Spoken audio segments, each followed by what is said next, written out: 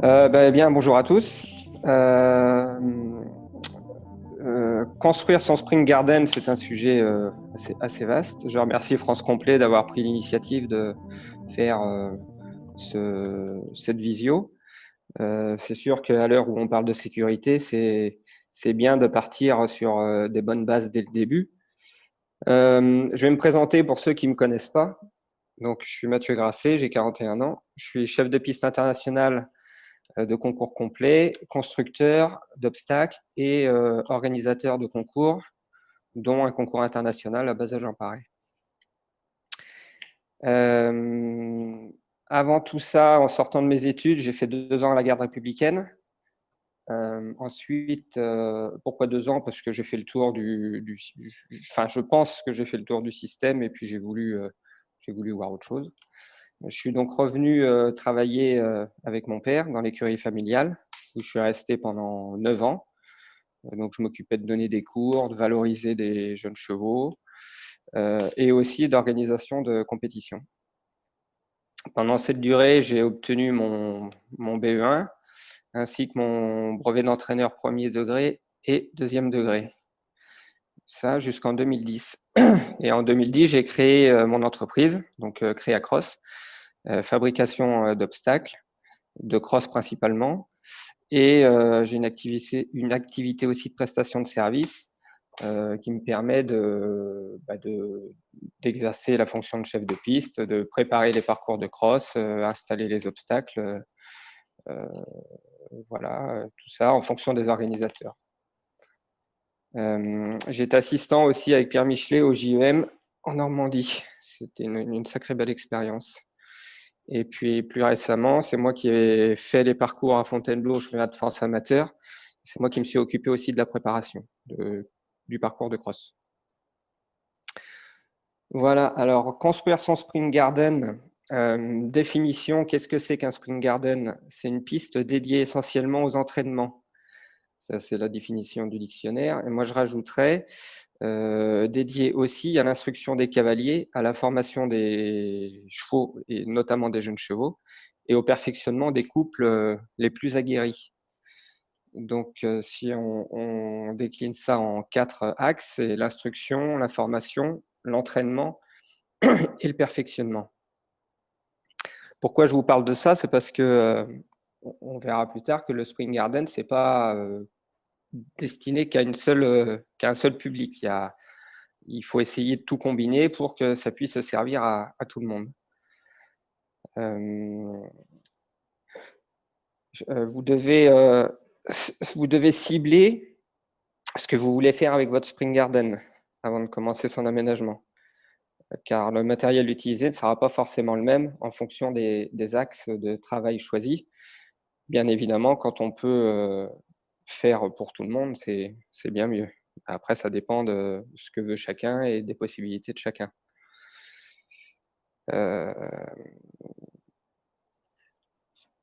Tous ces axes ne sont donc pas incompatibles, comme je viens de le dire, et je vous encourage même à créer un outil évolutif qui peut servir au plus grand nombre. Le but de ce Spring Garden, il y en a plusieurs, c'est se familiariser avec le concours complet pour compléter son instruction, former des jeunes chevaux et s'entraîner, se perfectionner sur des obstacles similaires aux obstacles qu'on trouve en compétition. Alors, je vous dis ça, c'est mon point de vue, hein. Je ne vous dis pas ça pour que je puisse vous vendre des obstacles, ce n'est pas le but. Mais à l'heure où la sécurité est au centre de tous les débats, je pense qu'il est incontournable et inconcevable de ne pas s'entraîner avec le matériel qu'on trouve en compétition. J'ai ciblé un exemple. Federer, à l'entraînement, il utilise ses chaussures et sa raquette de compétition. Il n'utilise pas un autre matériel. Un cycliste professionnel, il va utiliser son vélo de course pour son entraînement. Tout comme un cavalier de dressage, il va utiliser sa selle de dressage et il va travailler dans une arène de 60 mètres par 20 mètres. Tout ça pour vous dire que la première mesure pour lutter contre les accidents, à mon sens, c'est l'entraînement dans les conditions de la compétition. Vous m'arrêtez si vous avez des questions, hein. Cette visio doit être aussi basée sur l'échange, hein. Il n'y a pas que moi qui parle. Vous avez le droit de ne pas être d'accord et vous avez le droit de poser des questions. Allez, tu es parfait, Mathieu. Ouais, ça, c'est pas une question. Alors, j'en suis où? Oui, un dernier exemple assez concret pour finir sur ça. En concours d'un niveau amateur 1, par exemple, c'est 1,05 m sur le cross. J'ai pu remarquer, de mon expérience de cavalier et aussi en regardant les chevaux et les couples sauter dans les concours, qu'une table, par exemple, d'1 m de haut sur 1 m de large, construite en grosse section de bois, est plus impressionnante qu'un dôme qui sera à la cote maximum avec une haie de 130. Et ça ne provoquera pas chez le cavalier la même sensation. C'est pour ça que je pense qu'à l'entraînement, les gens doivent se familiariser avec les profils et les constructions qu'on trouve en concours pour déjà régler ces problèmes d'appréhension sur certains profils d'obstacles. Il y a déjà assez de problèmes à régler le jour de la compétition, c'est le problème technique. Si on peut déjà, au niveau de la sensation, gommer un peu les éventuelles peurs ou choses comme ça, c'est pas mal. Et je pense que l'entraînement, ça sert à ça. Du coup, Mathieu, excuse-moi, Oui, oui. dans un Spring Garden, tu mettrais quand même un tombant? Alors ça, je me suis posé la question en préparant cette interview. Je pense que oui. Alors après, c'est pareil, c'est pas donné à toutes les bourses, hein, parce que c'est quand même un matériel qui coûte cher. Mais je pense que oui, je pense que c'est important aussi d'apprendre à sauter ce genre de profil. Parce que, alors, plusieurs cas de figure. Il y a des cavaliers qui peuvent se dire, oh, bah, de toute façon, il tombe, je vais peut-être le sauter un peu en avançant, quitte à négliger un peu sa technique. Donc ça, c'est pas bien. Donc je pense que c'est bien de savoir, d'apprendre à les sauter, ouais. Ouais, ouais. Ouais, ouais. Et puis en plus, au niveau de la sécurité, l'entraînement, il peut se passer beaucoup plus d'accidents à l'entraînement que le jour de la compétition, parce qu'on est amené à répéter les sauts. Donc je pense que c'est pas mal si on peut d'avoir un obstacle tombant, ouais. Ok, merci. Donc, pour résumer ce qu'on vient de dire, c'est sûr que les émotions doivent être travaillées à l'entraînement, d'où l'importance d'avoir le matériel adéquat. Donc, est-ce qu'il y a d'autres questions sur ce point ou d'autres points de vue? Je suis également preneur. Moi, c'était par rapport à la taille que ça doit représenter au minimum si on n'a pas beaucoup d'espace chez soi. Ouais. À partir de quel moment on peut penser quand même à faire un spring garden correct? Alors, j'allais y venir justement sur la taille. Il n'y a pas c'est pas normalisé, il n'y a pas de normes. Moi, je dirais qu'il faut un espace assez vaste pour pouvoir mettre quand même les chevaux dans le galop, dans les conditions du concours. Alors après, tout dépend de ce qu'on fait comme niveau d'épreuve, hein, comme concours. Par exemple, un club qui fait essentiellement du poney n'a pas besoin d'avoir un espace aussi grand qu'un club qui va emmener des cavaliers en amateur. Mais je pense que si on veut bien s'entraîner, il faut pouvoir galoper dans les conditions du concours. Et aussi, je pense qu'il faut un espace assez dégagé pour permettre aux enseignants, aux coachs ou aux instructeurs de voir leurs élèves en situation, voir sur un grand nombre d'obstacles. C'est vrai que si on a un espace où il y a un petit bout de plaine et puis les 3/4 de forêt, je ne suis pas sûr que ce soit l'endroit adapté pour faire un spring garden. Alors si c'est un cavalier pro qui a ça chez lui et qui c'est juste pour faire de la formation de jeunes chevaux, bon, pourquoi pas. Mais si c'est pour qu'un enseignant fasse passer des galops ou fasse de l'entraînement ou du perfectionnement, je pense qu'il faut mieux un endroit bien dégagé pour pouvoir voir assez partout. En plus, aujourd'hui, les concours sont plutôt dans des endroits assez dégagés que à l'ancienne aux 3/4 dans la forêt. Donc la taille, voilà. Après, quantifier ça en nombre d'hectares ou de mètres carrés, il n'y a pas de, je vois pas l'intérêt.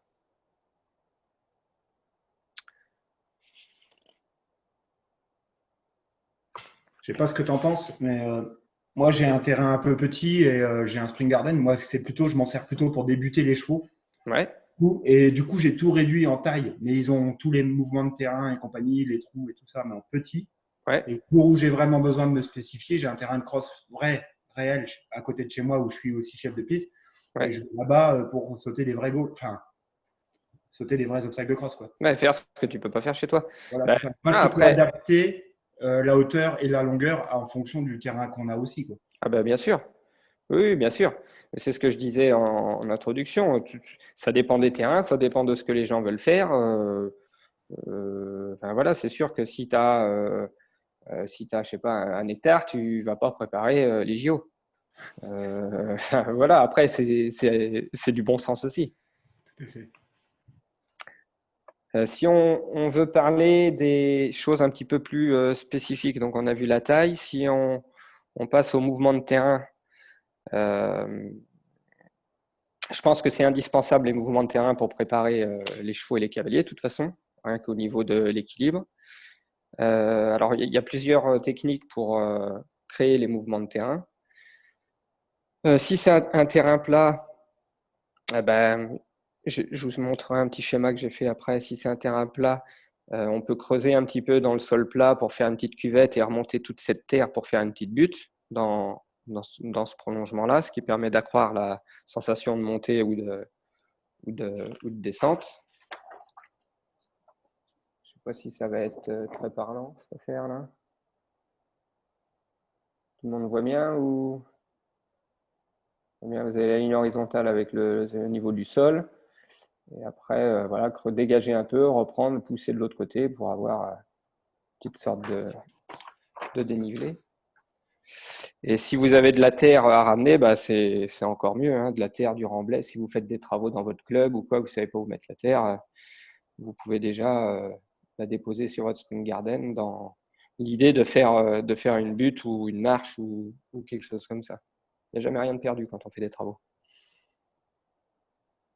Quand on fait ces mouvements de terrain, on parlera des marches un petit peu plus loin, mais on peut déjà dire maintenant que si vous faites une marche dans cette butte, dans l'idée de ne pas se bloquer les passages, il faut éviter de faire 2 marches l'une en face de l'autre dans cette configuration. Plutôt faire une marche et puis une pente douce à la suite.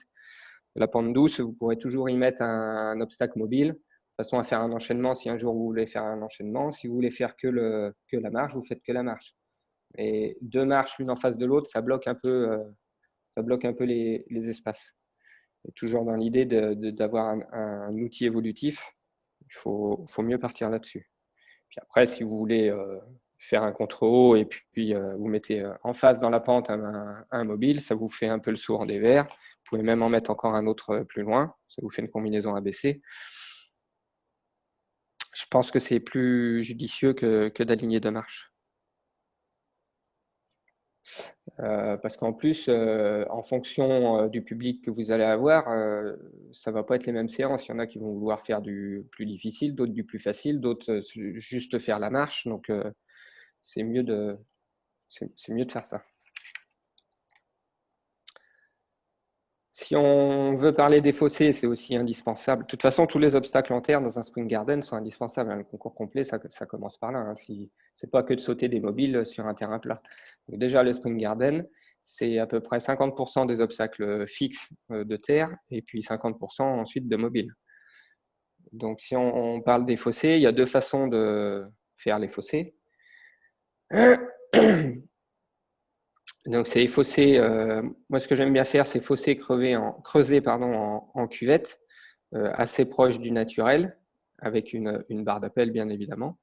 Et puis, ça peut être aussi le fossé étayé en bois, donc avec le trou bien rectangulaire et tout bardé de bois.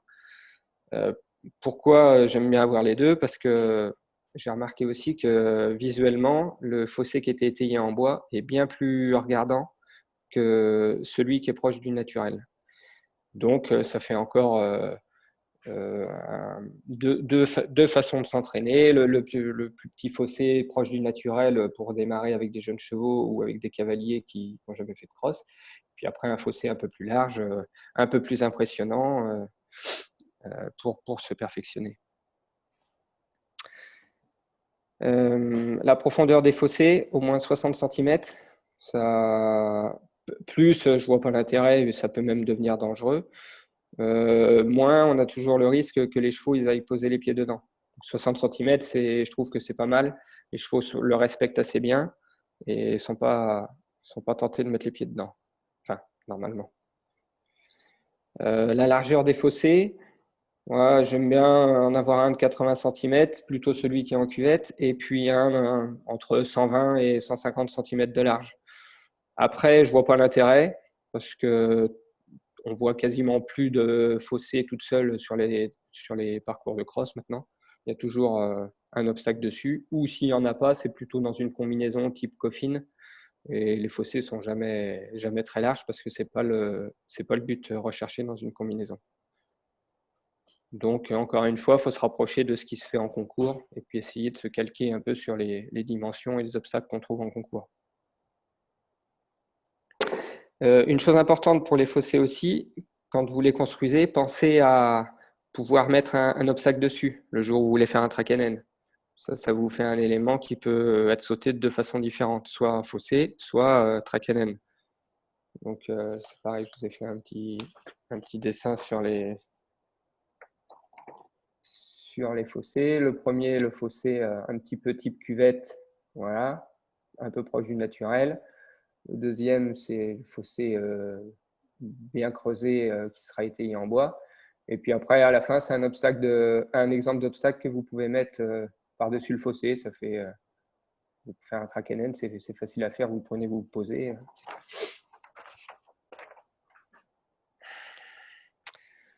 Il y a des questions ou pas de questions?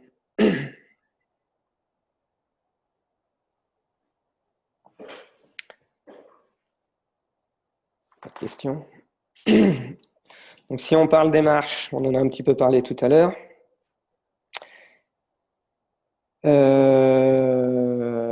C'est un peu la même construction que le mouvement de terrain. Si vous avez de la terre à ramener, c'est pas mal. Sinon, il faut prendre avec ce que vous avez sur place. Donc, décaisser un petit peu le sol pour avoir de la matière à ramener pour faire votre marche. Donc, l'idée des deux marches pas alignées, on en a parlé tout à l'heure. Voilà. Et quelque chose qui est important quand on construit des marches, c'est la phase d'abord et la phase de réception. Pour un contrebas, c'est pareil, je vous montrerai un dessin. On fait une réception légèrement descendante. On évite, alors surtout, d'abord, on ne fait jamais les réceptions sur un sol qui monte. Ça, c'est pas très fair-play pour les chevaux, même voire pas du tout.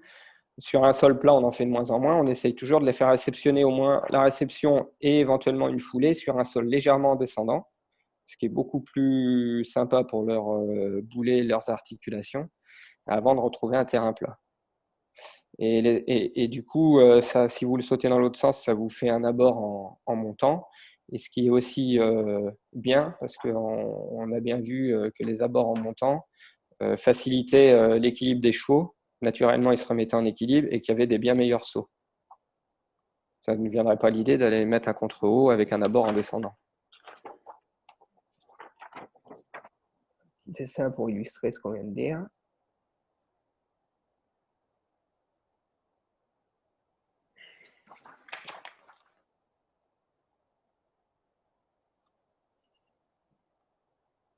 Alors, ce n'est pas plus compliqué à faire quand on est en train de le construire, c'est assez simple à faire, mais il faut juste y penser, quoi.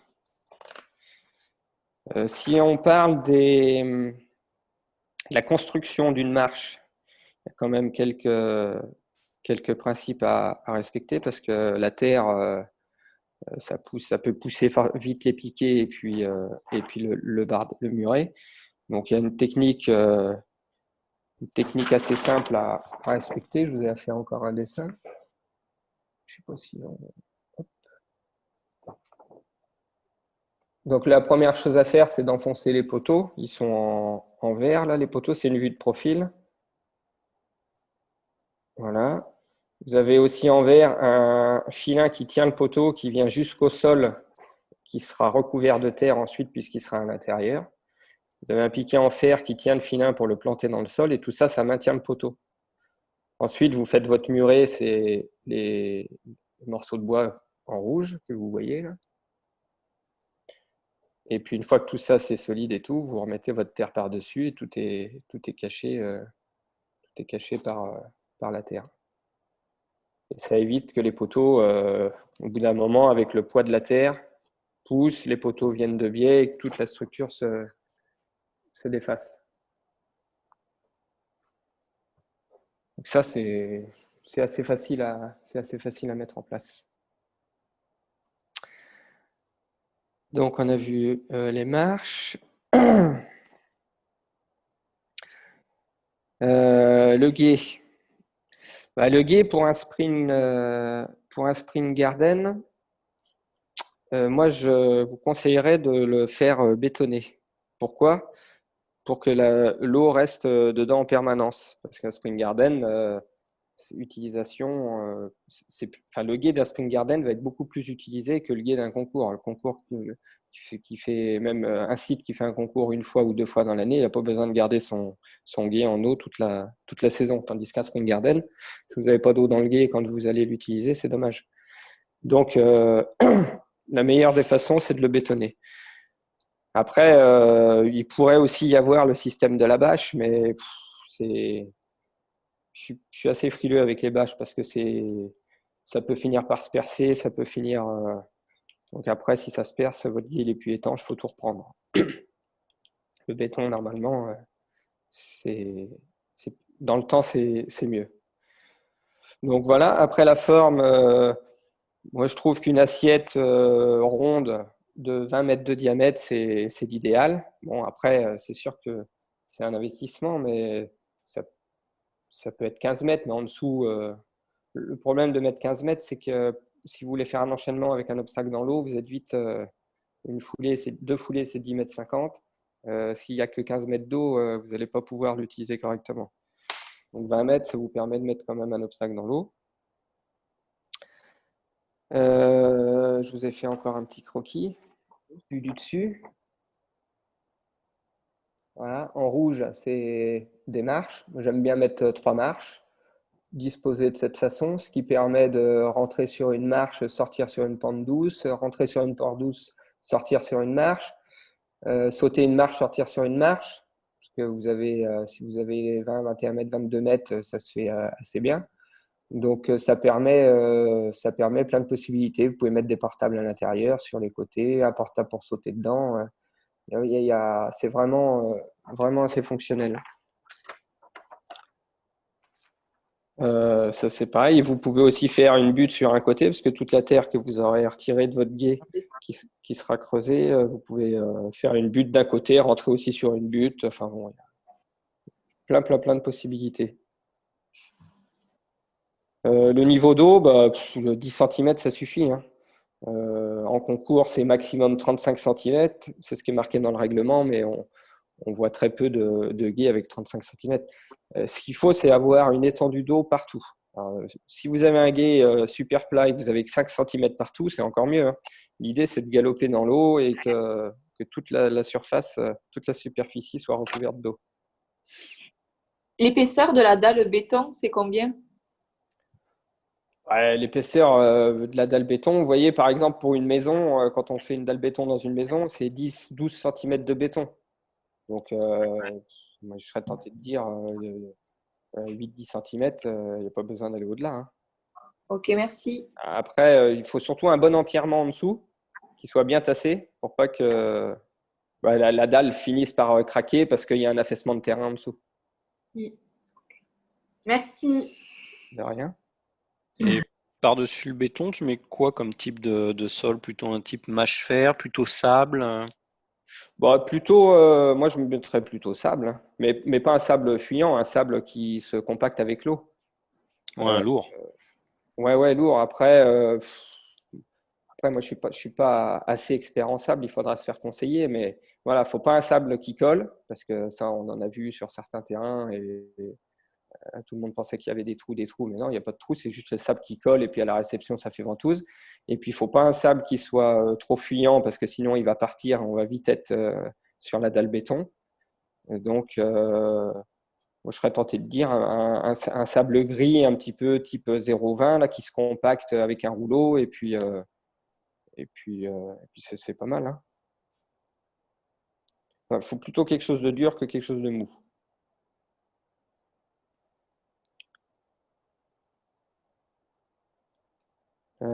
Voilà. Alors, quand vous construisez un gué, essayez de le faire assez central dans votre spring garden. Si vous le faites sur un côté, c'est un peu dommage parce que vous perdez une partie des possibilités d'entrer ou de sortir du gué. Il faut vraiment pouvoir rentrer, sortir partout, ce qui vous offrira plein de possibilités pour travailler. Également, alors après, c'est pareil, ça dépend des terrains. Dans le souci de mettre de l'eau dedans, si vous avez je sais pas, un étang, quelque chose, essayez de construire ça à proximité, que vous n'ayez pas le problème du remplissage.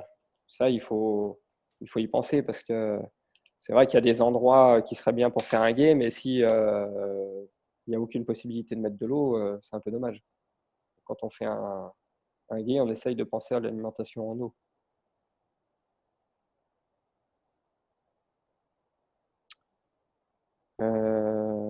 Voilà. Alors, ce que je peux vous dire aussi, le bois utilisé pour les constructions de terre comme ça ou à proximité du gué, il vaut mieux utiliser du bois de chêne ou de châtaignier. C'est les bois qui résistent le mieux aux intempéries dans le temps et qui pourrissent le moins vite.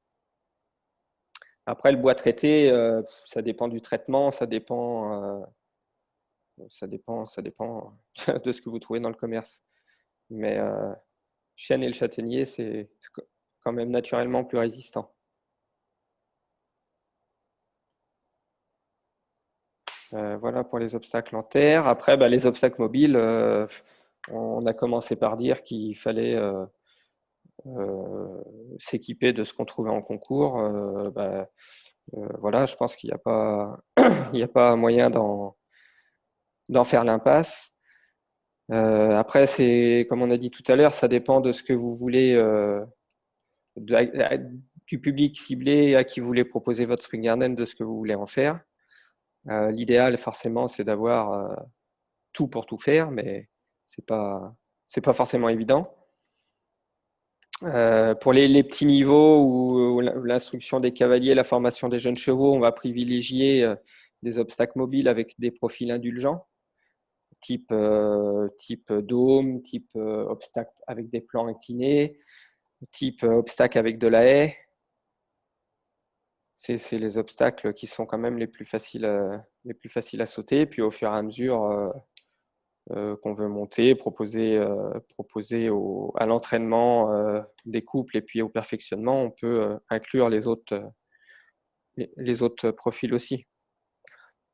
Au niveau du bois de construction pour les mobiles, moi j'utilise du Douglas. C'est un bois de sapin. Il a la particularité d'être imputrescible. Donc,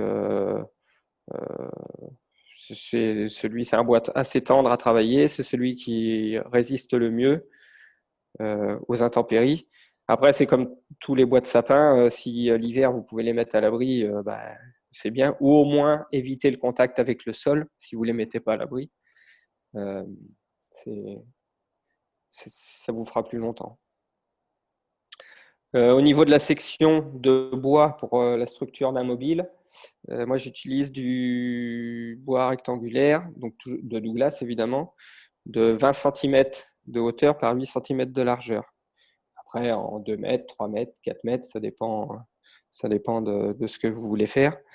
Et puis pour le bardage, si c'est de la planche, c'est du 4 cm d'épaisseur, soit par 10 de hauteur, soit par 20 de hauteur, soit par 15. Après, ça dépend du look que vous voulez donner à votre obstacle. Si vous faites plutôt quelque chose d'arrondi, type dôme, ça sera plus facile avec du bois qui fait 10 cm de haut, parce qu'au niveau de la courbure, vous y arriverez mieux. Après, parce que 20 cm, c'est plus difficile à courber. Et puis du demi-rond, c'est un peu plus fragile, donc moi, je prends plutôt 5-6 cm d'épaisseur. Voilà ce que je peux vous dire là-dessus. Il y a une idée qui fait son chemin là, pour la création de Spring Garden. C'est un système de code couleur quand vous êtes amené à faire de la location de votre installation. Système de code couleur pour répertorier les obstacles par hauteur. Ce qui fait que les utilisateurs, quand ils viennent, ils savent que bleu, c'est telle hauteur ou rouge, c'est telle hauteur. Ça fait plusieurs fois que j'entends ça et c'est vrai que c'est pas mal. Comme ça, les obstacles sont facilement identifiés. Au niveau de la construction, quelque chose qui est important, mais c'est comme en compétition, tous les obstacles larges doivent avoir devant maintenant un pan coupé. C'est dans toutes les préconisations pour les constructeurs. La forme cube un peu comme ça, où les chevaux peuvent s'accrocher dessus et se retourner, c'est prohibé maintenant. Donc, vraiment, toujours penser à ça au niveau de la sécurité. Toujours construire avec un pan coupé devant et y compris les pointes. Faut essayer maintenant, enfin, faut pas essayer, faut y arriver, de construire les pointes dans cet esprit-là aussi. Ben, voilà pour les grandes idées générales. Maintenant, si vous avez des questions, je vous écoute. Oui. Vous m'entendez là? Oui. J'aurais une question là sur les codes couleurs. Oui. Il y a quelque chose de préétabli, il y a déjà des codes qui sont mis en place de façon à ce que homogénéiser avec les différents terrains. À ma connaissance, il n'y a rien d'établi pour les Spring Garden. Depuis 2 ans, dans le règlement, ils ont établi un code couleur pour les parcours en compétition. L'idée, ce serait peut-être d'établir quelque chose en regardant un peu ça au niveau des hauteurs déjà. Ça serait assez cohérent, je trouve. Alors, en fait, en Bretagne, là, on a monté un projet qui s'appelle le Bray Spring Garden. Je ne sais pas si vous en avez entendu parler, avec Pierre Souvestre. Et du coup, ils ont tous essayé de respecter un peu le même code couleur que à ski. C'est-à-dire que les pistes vertes, bleues, c'est les petits niveaux. Et puis après, on monte progressivement et rouge, noir. Ouais. Je pense que, et puis ça se fait, il y a Régis Prudhomme qui part sur le même principe. Donc, j'ai l'impression que c'est en train de se développer un petit peu comme ça et je trouve que ça parle bien, c'est facile à comprendre. Ouais, tout à fait, ça parle bien. Piste noire, tout le monde sait ce que c'est, et piste verte aussi. Donc, oui, c'est une idée, hein. C'est sûr.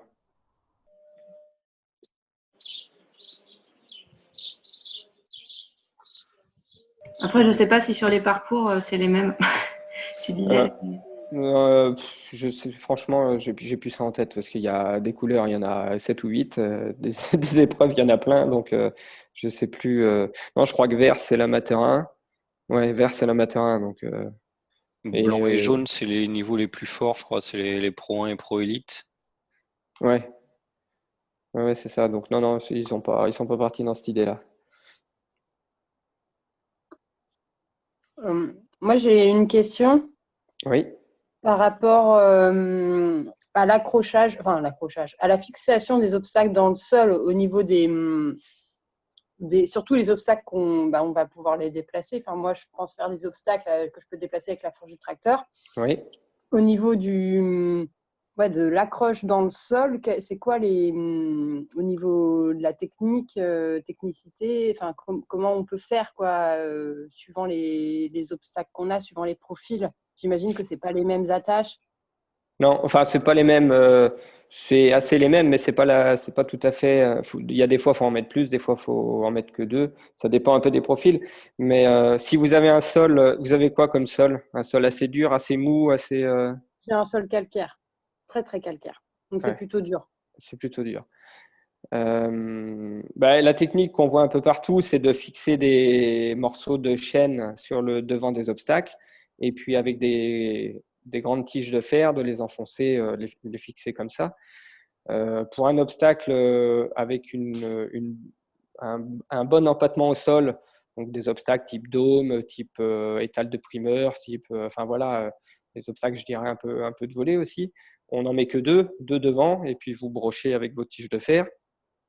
Après, si c'est par exemple une pointe, vous en mettez forcément plus, vous en mettez 3. Et si c'est des profils un peu plus verticaux, généralement, on met quand même une jambe de force derrière. Alors, soit c'est des profils verticaux, mais avec un empattement au sol assez fort, et on met 4 morceaux de chaîne avec 4 tiges, une à chaque coin. Ou s'il n'y a pas trop d'emprise au sol, on met des jambes de force derrière. Mais après, dans la construction, prévoyez de faire plutôt des obstacles avec un grand empattement au sol. Vous serez moins embêté après en ce qui concerne le basculement des obstacles ou des choses comme ça. D'accord, merci. Après, les tiges de fer et tout, on trouve ça. Moi, j'utilise des boulons de charpente. Je trouve ça chez Berner ou chez Wurtz, chez des fabricants de visserie. Prenez les tiges, il y en a qui font 40 cm, d'autres 45. Puis les morceaux de chaîne, vous trouvez ça en quincaillerie. Hein. D'accord. Ok. Merci. De rien. Alors, il y a une question. Je voudrais savoir, pour des jeunes chevaux en formation, quelle hauteur pour les marches et les obstacles? Il n'y a pas besoin que ce soit très haut. Hein. Les obstacles de terre, les marches, si vous voulez que ça serve à tout le monde, il faut, je vais dire, 80 cm, 90 cm, c'est suffisant. Hein. Parce que 80 cm, si un jour, pour un cheval un peu plus confirmé, vous voulez mettre quelque chose, vous mettez un petit tronc de 30 cm par-dessus, ça vous fait tout de suite 30 cm de plus, vous êtes déjà à 1,10 m. Faut mieux avoir une base un peu plus petite. Et puis, c'est plus facile de rehausser que de descendre une marche. Donc, 80, 90, ça me paraît bien. Peut-être qu'on peut parler des obstacles plus mobiles qu'il faut prévoir, et notamment la part de directionnel, parce que maintenant, il y en a sur tous les parcours. Et, du coup, ouais. Ce qu'il faut prévoir, tout à l'heure, je disais 50% d'obstacles en terre, 50% de mobile. Encore une fois, il n'y a pas de règle. Hein. C'est un peu… moi, des fois, on m'appelle dimanche, mon cheval, je me suis fait éliminer sur un triple broche, il me faut 2 triples broches. Là, c'est un peu en fonction du moment dans la saison, de l'expérience de chacun. Voilà. Je dirais aujourd'hui, il faut savoir sauter les pointes, il faut savoir sauter les triples broches. Une fois qu'on a ça, sauter un directionnel qui fait 1,80 m ou même 1,40 m avec une haie dessus ou un dôme en directionnel, il faut en avoir aussi, mais je pense qu'aujourd'hui, la priorité, c'est ça, c'est pointe, triple broche. Une fois qu'on est expert là-dessus, on a fait déjà le gros du boulot. Après, c'est sûr qu'il ne faut pas avoir que ça, il faut aussi en avoir d'autres. Il faut bien s'entraîner aussi à sauter les obstacles de biais parce qu'on en met… les directionnels, ça a été une mode. Maintenant, on s'aperçoit qu'il y a aussi de plus en plus d'obstacles de biais. Ils sont toujours directionnels, mais c'est plus des obstacles avec du front qu'on va sauter en biais. Donc, il faut avoir la possibilité de faire ça aussi dans son Spring Garden. Souvent, c'est des obstacles avec des haies d'ailleurs. Parce que ce n'est pas dangereux. On peut avoir une partie fixe assez basse des haies, enfin la partie fixe basse de la construction, et puis remettre 30 cm ou 40 cm de haies par-dessus. Et du coup, en termes de sécurité, c'est beaucoup plus confortable. Il y a une autre question. Quel aménagement des abords et des réceptions vis-à-vis de la qualité des sols? Alors eux, ils sont sur herbe, très dur en été et mou l'hiver. Mou l'hiver, malheureusement, je pense qu'il n'y a pas grand-chose à faire. Si on doit traiter tout le sol pour pouvoir galoper et sauter en hiver, ça me paraît compliqué. En hiver, je vous conseillerais de mettre les obstacles mobiles dans la carrière et puis je pense que vous ferez des économies. Après, les sols très durs, c'est l'apport de sable un peu dans les réceptions et dans les abords. Et puis après, pour galoper, soit arrosé, mais c'est contraignant.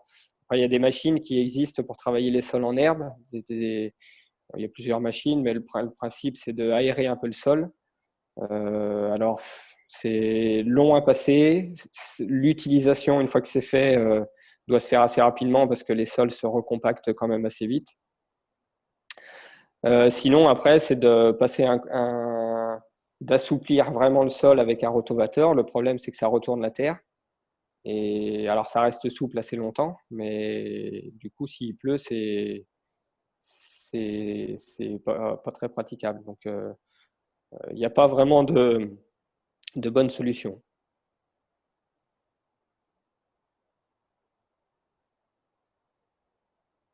Le sable juste pose et sur le sol à la bord. Pas compris. Je sais pas si tu arrives à voir les questions. Ouais, attends, je la vois plus là. Par contre, il y a quoi? Il y a converser, il y a 7 là. C'est quoi? Si je clique dessus, ça fait quoi? Ouais, c'est ça. Et tu vois les conversations.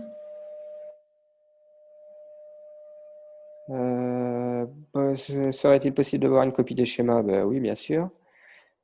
Je vous entends. Je n'arrive pas à me faire Tu entendre. descends tout en bas, parce que je t'en ai déjà lu. Là. En fait, il demande juste on peut poser le sable sur le sol directement ou est-ce qu'il y a une préparation à faire dessous?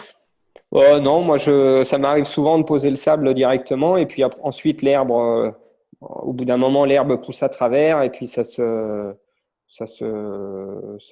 durcit. Enfin, ça se durcit. L'herbe qui pousse au travers tient le sable qu'on a mis, donc je trouve que c'est pas si mal. Après, si on veut alléger un peu le sol, on peut mélanger le sable avec la terre et puis laisser pousser l'herbe, mais après, ça demande beaucoup de travail. Mais pour quelque chose d'assez rapide, le sable posé dessus, c'est utilisable de suite et puis dans le temps, c'est utilisable aussi puisque l'herbe va pousser au travers et puis ça sera pas mal. Et du coup, n'importe quelle qualité de sable?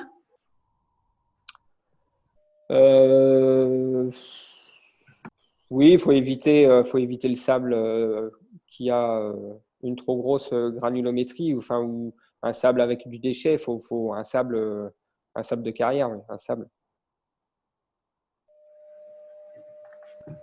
Ok, merci. Oui, pas de petits gravillons, tout petits, Non, ce genre de choses-là. bah, non, ça faut mieux éviter. Ok, merci. Il y a une astuce, on peut vider les poubelles à crottin de la carrière. Ouais, oui, pourquoi pas. C'est pas glissant comme ça? Non, c'est pas glissant. Non.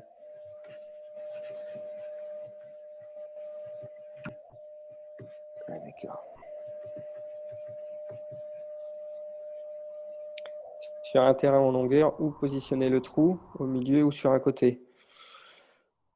Je dirais à l'endroit où ça gêne le moins. Donc, moi, je le mettrais plutôt au milieu.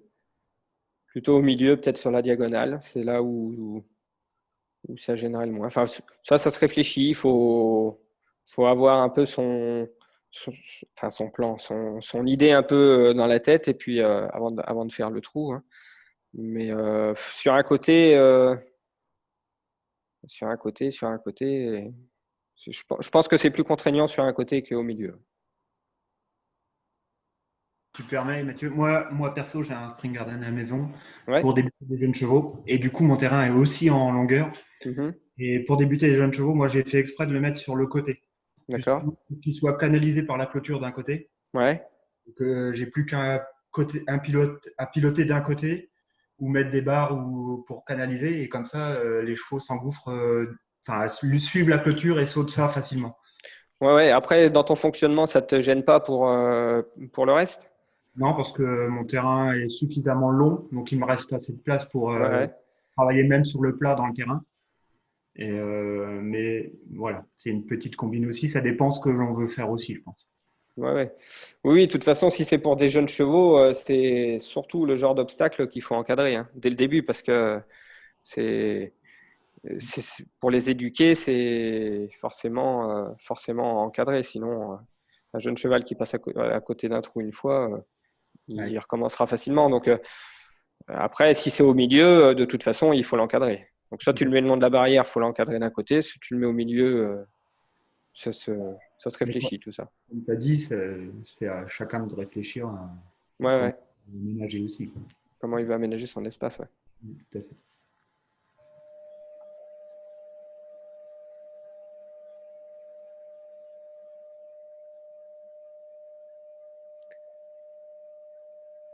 Alors, si on aère le sol avec un outil type aggravateur, ça suffit? Ah bah, ça suffit. Oui, oui, c'est bien. C'est très bien même, l'aggravateur. Ça va. Par contre, il faudra le faire très régulièrement pour pouvoir l'utiliser dans de bonnes conditions à chaque fois. L'aggravateur, enfin comme tous les engins qui aèrent le sol d'ailleurs, hein, pour peu que vous ayez une pluie ou un gros soleil et tout, le sol naturellement, de toute façon, il va se retasser. Donc, il sera 10 jours après, il sera moins bon que le lendemain. Ça, c'est l'arroser par-dessus. Je suis pas sûr parce que comme le sol va être percé, l'eau va rentrer dans les trous et va aller en profondeur dans le sol. Donc, je suis pas sûr. En compétition, on l'arrose pas par-dessus après, hein. On fait généralement la veille du cross et puis, et puis voilà. Au marché, ça ne paraît pas beaucoup plus souple. Ah, s'il est en bon état, que les dents sont assez longues et tout, et si c'est passé correctement, pas trop vite, si, on voit bien la différence quand même. Pourquoi un sable grossier sans cailloux serait moins bon qu'un sable de carrière? Bon, non, on peut utiliser un sable grossier, il ne faut pas qu'il y ait de cailloux. Voilà.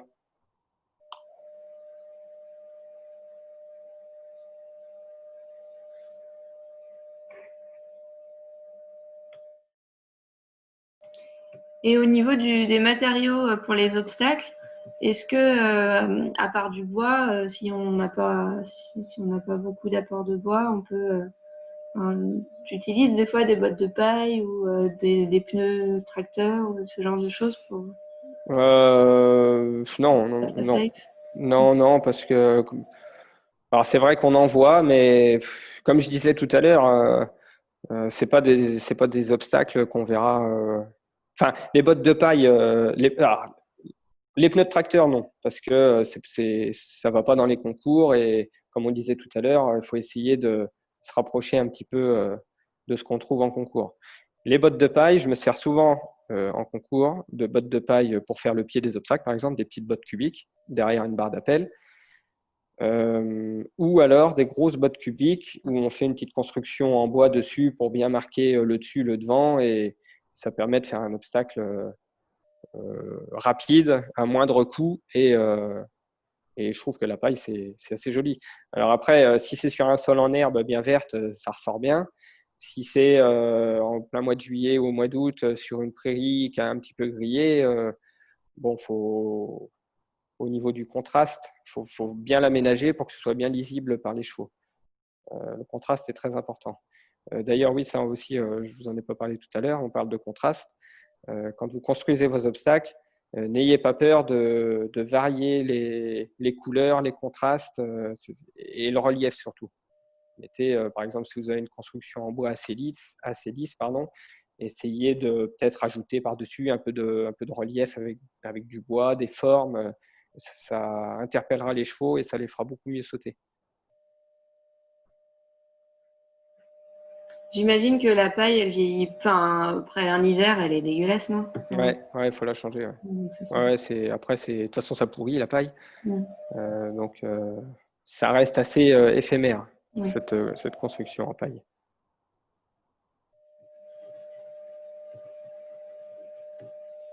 Et des palettes? Alors, les palettes, généralement, c'est construit avec une section de bois qui n'est pas très épaisse. Donc, ça peut casser facilement. Le fait que ce soit ajouré, les chevaux ne respectent pas forcément bien ce matériau. Alors après, on peut aussi les remplir de haies. Pourquoi pas, hein, ça peut être aussi des obstacles. On peut utiliser des palettes, mais ça nécessite un peu d'aménagement quand même, si on veut le rendre bien sécurité et bien identifiable par les chevaux et bien sautable. De toute façon, dans un spring garden, comme en compétition d'ailleurs, c'est barre d'appel, faut mettre tout ça, faut pas hésiter,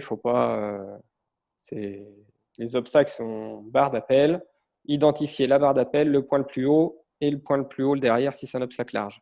Déjà, quand on a fait ça, une fois que c'est bien lisible, de toute façon, même nous, à l'œil, ça se voit. Hein. Si nous, on regarde un obstacle et qu'on a envie d'aller le sauter, généralement, ce sera pareil pour le cheval. C'est qu'on a respecté déjà ces 3 grands principes qui sont la barre d'appel, le haut de l'obstacle et le derrière de l'obstacle. Question des couleurs à favoriser pour peindre les obstacles. Alors, on évite de mettre de la couleur dans l'eau, surtout pas du blanc, parce que on nous a dit, c'est ce qu'on nous dit dans tous nos cours FEI, que le blanc dans l'eau, c'est pas très bien identifiable par les chevaux. Après, il faudrait plus se rapprocher de... Je sais qu'Alain Ponceau, il a fait une étude et puis une intervention sur la vision du cheval, qui est assez complète, donc il faudrait peut-être lui poser la question à lui. Le rouge, c'est pas terrible non plus. Ce qui est surtout important, c'est pas tellement une idée de couleur, c'est une idée de contraste surtout. Il faut bien mettre 2 couleurs opposées, ou 2 teintes opposées l'une à côté de l'autre. Là, le cheval est plus enclin à bien faire la différence. Une lasure claire, une lasure foncée, par exemple, ou une lasure incolore et une lasure foncée. Ou de la haie, une construction en bois clair avec de la brande qui est plutôt couleur foncée. Ça, c'est assez bien identifié par les chevaux. Si tu veux, Alain Ponceau, dans ses études, on remarque qu'il y a 2 couleurs qui ressortent vraiment bien pour les chevaux. Une pour la partie sombre des crosses et une pour la partie claire des crosses. Le jaune ressort très bien dans le clair. Le cheval le voit bien. Et le bleu, plutôt clair, ressort bien dans les sous-bois. Voilà. C'est vraiment sur ces 2 couleurs-là où il a une vision qui varie bien sur le bleu et le jaune. Le reste, il le distingue beaucoup moins. Après, oui, Alain, le cours, son truc est super. Donc, pour ceux qui ont eu l'occasion de le suivre ou qui ne l'ont pas eu, justement, ceux qui ne l'ont pas eu, allez-y. Alain, il fait plein d'interventions. Et cette année, il était aux Journées du complet. C'était formidable. Franchement, c'est un mec que je suis beaucoup. Donc, c'est pour ça que je me permets de prendre la parole 2 secondes.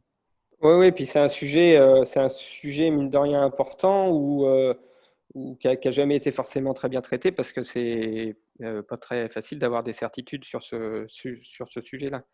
Donc, non, c'est très intéressant. Et il y a même une application, mais je n'ai plus le nom de cette application, sur la vision du cheval, où on voit, on a les 2 visions. CV Simulator. Ouais, ben voilà. Merci Thomas. Merci Thomas. Et je l'avais vu une fois dans un cours FEI là, et c'était pas mal. Hein. On a la vision du cavalier et la vision du cheval sur le même écran. Ça permet de se rendre compte un peu des choses, parce que y a des choses que nous on voit bien que le cheval. Alors on se dit ouais c'est super, ça va être le cheval va bien l'identifier, et en fin de compte pas du tout, il voit pas du tout comme nous. Ce qu'il faut en retenir, c'est comme je vous ai dit, à l'heure où on parle beaucoup de sécurité, c'est d'essayer de vous entraîner sur ce que vous trouvez en concours. Ça paraît logique. Et puis dans la construction, respecter les grands principes de barre d'appel et puis que les obstacles soient bien identifiés. On essaiera de limiter au max les accidents. Maintenant, on sait bien que des accidents, ça peut toujours arriver. Hein. Mais déjà, si on respecte quelques règles, on peut limiter un peu. Est-ce qu'il y en a qui ont rencontré juste des difficultés techniques pour la connexion, si jamais ça se retrouve pas? Enfin, si jamais on le renouvelle. Écoute, moi, de mon côté, tout a bien fonctionné. Ouais. Après, j'espère que ça a bien fonctionné pour tout le monde. Du coup, je me disais qu'on essayerait peut-être de la mettre en ligne pour les adhérents sur le site. Écoute, tu fais ce que tu veux, c'est une bonne idée. Oui. Ou alors en refaire une, parce qu'il y en a beaucoup qui n'ont pas réussi à s'inscrire parce qu'il n'y avait plus de place. Donc, si tu veux en refaire une, tu me diras, je suis partant. On verra. Ouais. Si je peux la mettre en ligne, c'est aussi bien, mais peut-être qu'il y a d'autres questions aussi. Oui, et puis après, de toute façon, je sais techniquement, je ne sais pas comment c'est possible, mais si tu reçois des questions, tu me les transmets et puis je peux faire une réponse. Hein, y a pas ou les gens me contactent directement. Hein, peu importe. Moi, je suis là pour répondre aux questions. Ok. Voilà. Alors, attends, j'avais vu le truc CVD Simulator. Ouais, c'est Voilà, mais- l'application de la vision du cadre. Ouais. Et ça, je ne l'avais pas justement et je trouvais que j'avais vu une fois, je trouvais que c'était très bien. Donc ça, c'est bien. Pour dire, Alain Ponceau, il dit pas ou peu de perception du rouge et du vert pour les chevaux. Ouais, le vert aussi. Bah, le vert, ouais, je suis pas surpris, remarque, parce que dans la campagne, le rouge, je savais, ouais. Bah, j'ai toute la photocopie de son intervention. Alors, je vais pas la lire entièrement, mais après, il dit beaucoup de faire attention aux jeux d'ombre. Ouais, Et qui peuvent faire soit des faux appels, soit éblouir le cheval. ouais. Ah ouais, ça c'est vrai, on n'en a pas parlé, mais bon, dans un spring garden, de toute façon, ça sert toute la journée, le soleil y tourne, on va pas pouvoir déplacer les obstacles en fonction du soleil à chaque fois, donc les ombres, bon. Mais c'est vrai qu'en concours, quand on fait les crosses, généralement c'est l'après-midi, on essaye de faire attention à ne pas mettre un obstacle face au soleil ou trop dans l'ombre. Ben voilà, bon, ben, si on a fini, écoute Edwige, merci d'avoir organisé ça. Merci à toi. Si ça peut faire avancer un peu les choses, c'est très bien. Si ça peut répondre à des questions. Et puis, Et après, bah, justement, si vous avez des Spring Gardens, nous, on a une page sur le site de référencement des terrains et dont les Spring Gardens, qui se trouve dans l'onglet compétition info terrain. Et donc, vous m'envoyez des photos de votre terrain et quelques obstacles, les niveaux, les prix, les contacts, etc. Et du coup, on peut renseigner ça, l'intégrer dans notre carte. Et comme ça, les gens peuvent voir un peu près de chez eux s'ils ont un terrain d'entraînement possible. Et voilà, le but, c'est que du coup, on arrive à une carte un peu homogène sur toute la France de terrains praticables pour s'entraîner. Bon, parfait. Ben, merci à tous.